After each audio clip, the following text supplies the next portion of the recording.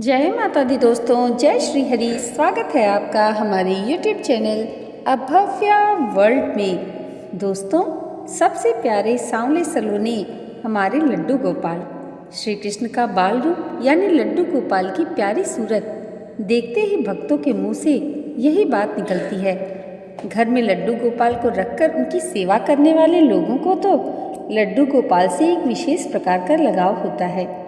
आप भी अगर घर में लड्डू गोपाल को रखकर उनकी सेवा करते हैं तो आपको यह बात जरूर पता होनी चाहिए कि भगवान श्री कृष्ण के बाल स्वरूप का नाम लड्डू गोपाल कैसे पड़ा। आखिर लड्डू गोपाल की प्रतिमा हाथ में लड्डू थामे हुए क्यों होती है? आइए आज के इस वीडियो में जानते हैं श्री कृष्ण के बाल स्वरूप का नाम लड्डू गोपाल पड़ने के पीछे की कहानी। श्री कृष्ण के बाल स्वरूप लड्डू गोपाल से एक कहानी जुड़ी है। एक पौराणिक कहानी है कि ब्रज की भूमि पर श्री कृष्ण के परम भक्त कुंभन दास रहते थे। कुंभन दास हमेशा ही ठाकुर जी की भक्ति में लीन रहते थे। कुंभन दास का एक बेटा था, रघुनंदन। रघुनंदन बहुत ही सरल और भोला था।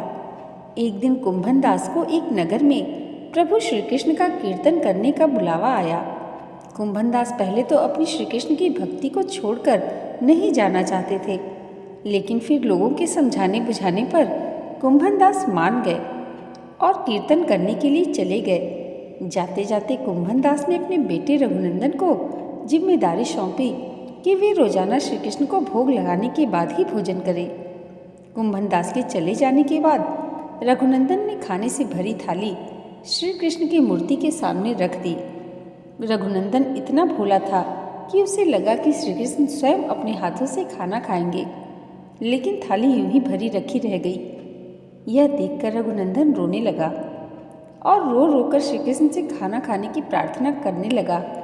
यह देखकर श्री कृष्ण ने बाल रूप धारण किया और थाली का भोजन खत्म कर दिया। इसके बाद कुंभन दास जब घर लौटे तो अपने बेटे से भोग लगाया हुआ प्रसाद मांगा, लेकिन रघुनंदन ने बड़े ही भोलेपन से कहा कि ठाकुर जी ने सारा भोजन खा लिया। यह सुनकर कुंभन दास को लगा कि शायद उनके बेटे रघुनंदन ने सारा भोजन खा लिया है और अब झूठ बोलकर बचना चाह रहा है। इसी तरह कुंभन दास जब भी कीर्तन जाते अपने बेटे को श्री कृष्ण को भोग लगाने के लिए कहते थे। रोजाना भोग का प्रसाद नहीं बचता था और पूछने पर रघुनंदन वही बात दोहरा देता कि सारा भोजन श्री कृष्ण ने खा लिया। इसके बाद एक दिन कुंभन दास ने लड्डू बनाकर भोग की थाली में रखी और बेटे रघुनंदन को भोग लगाने के लिए कहा। कुंभन दास छुप कर देखने लगे कि आखिर सच क्या है। उस दिन भी यही हुआ। रघुनंदन ने श्री कृष्ण को खाना खाने के लिए आमंत्रित किया। श्री कृष्ण ने बाल रूप बनाया और लड्डू खाने लगे।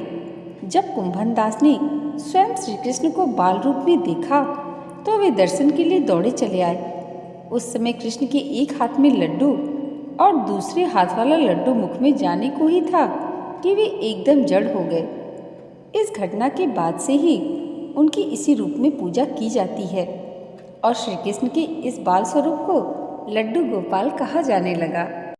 दोस्तों, भगवान कृष्ण के बाल स्वरूप की यह कहानी अगर आपको अच्छी लगी हो तो कमेंट बॉक्स में जय लड्डू गोपाल जी ज़रूर लिखिएगा और इसे लाइक और हमारे चैनल पर पहली बार आए हैं तो सब्सक्राइब करना मत भूलिएगा।